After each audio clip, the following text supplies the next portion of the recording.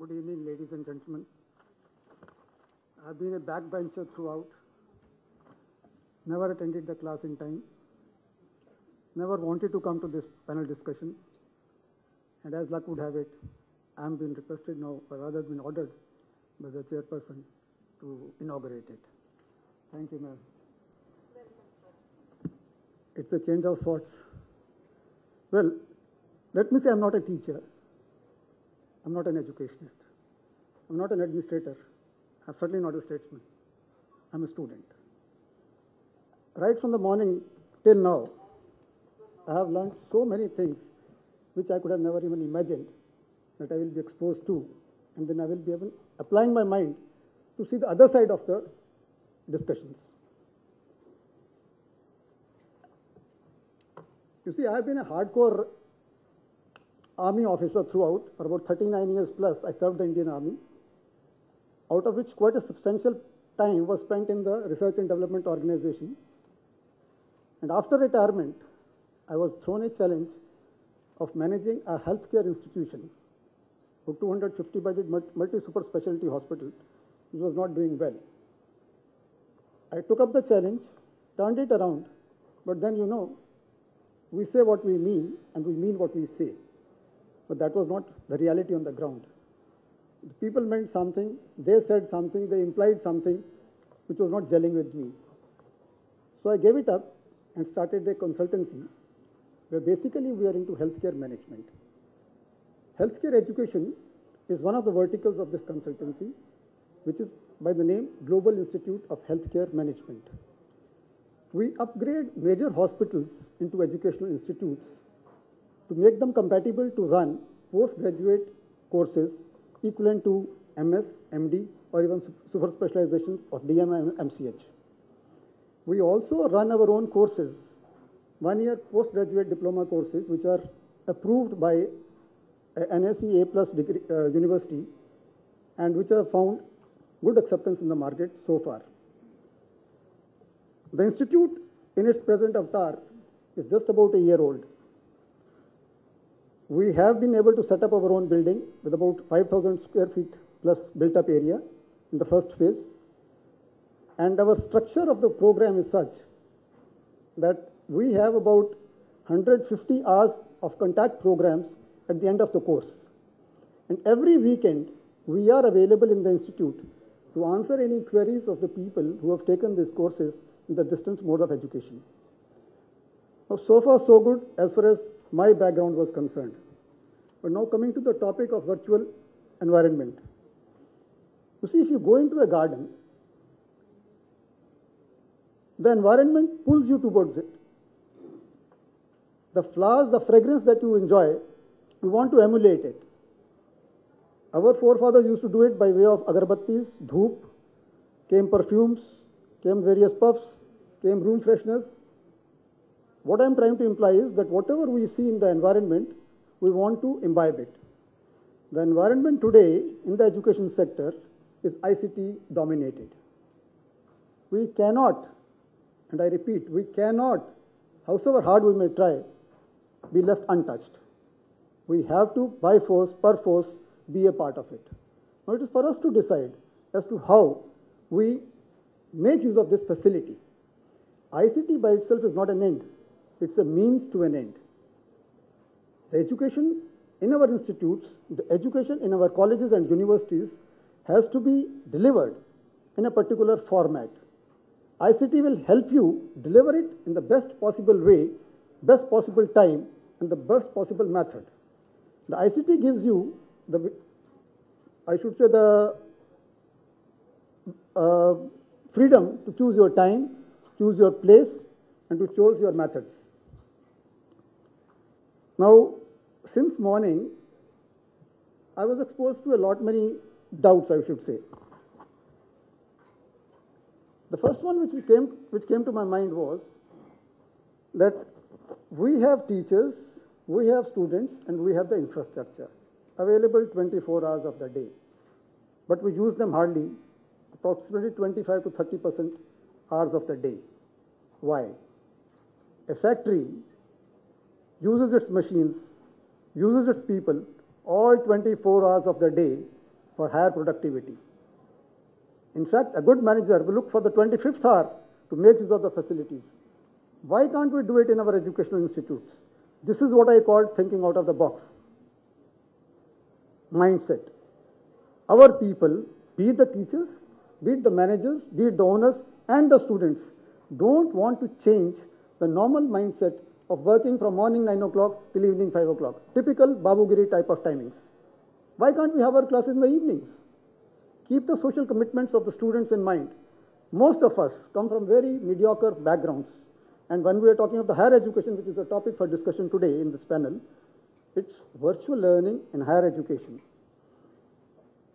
Your skilled workers, I take it, are in the category of higher education.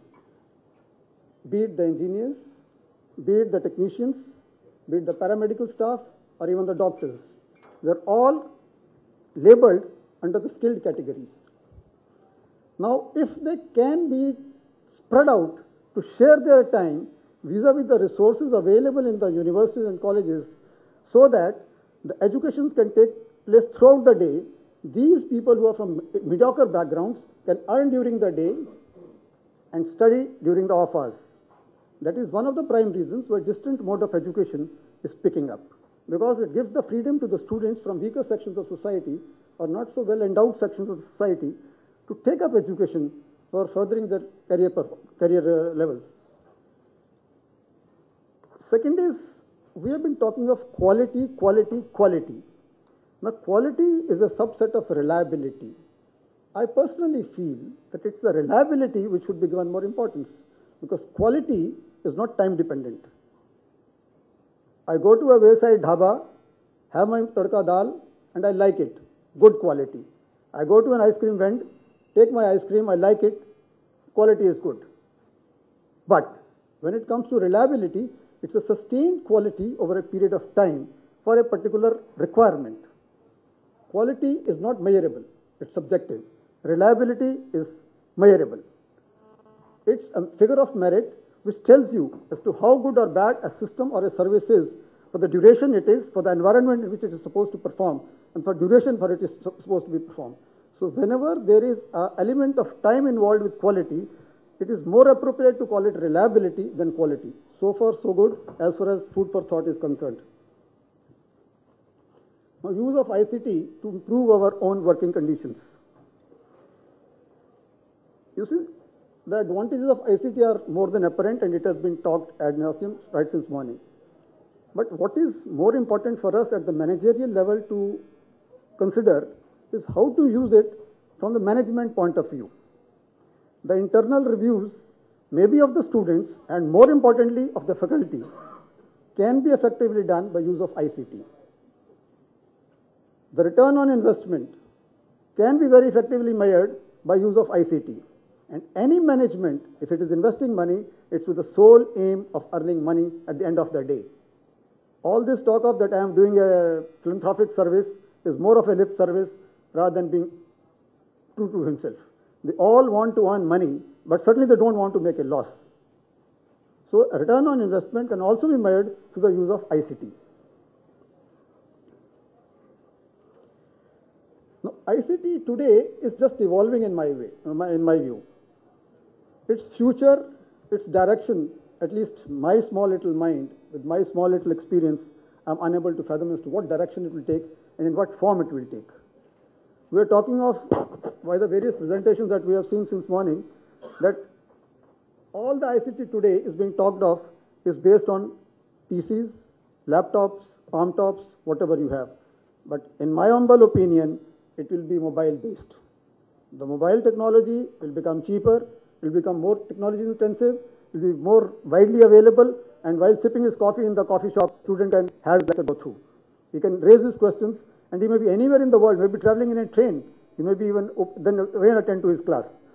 So the ICT, what form it will take, I cannot comprehend. Now with change in all such technologies comes change in the social sector. When the printing technology came in, there were changes in the society. When the locomotive engine came in, there were changes in the society. When the computers came in, there were changes in the student community. When more various other plethora of ICT gadgets started coming into the families, there have been changes in the lifestyles in our families. I will give you a small little example. My granddaughter, 5 years plus, calls me up, "Grandpa, please come on the Skype."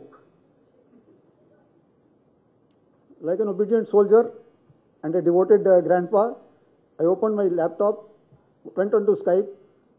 Imagine what she says. Grandpa, I'm getting late for my dancing classes. My mama has not come from the office. Please see my homework. Just imagine the mind of a 5-year-old plus student. So she is able to call me up 1,000 kilometers away and tell me to correct her homework by use of today's technology. If a mind of 5 years plus child can work this way, people who are grown up and who are directly affected by ICT, in what direction they will let the society go, I cannot fathom today. It's for us to consider that we don't take a direction which is injurious to our age-old traditions of the society. A tree can make 1 lakh matchsticks, but one matchstick can burn 1 lakh trees. The person who invented fire invented it for his good use, but fire can destroy all that comes its way. So let's pray and let's think in which direction we want ICT to go, so that tomorrow we make the best use of ICT and not are led astray by this plethora of gadgets coming into the families and into the society. Thank you.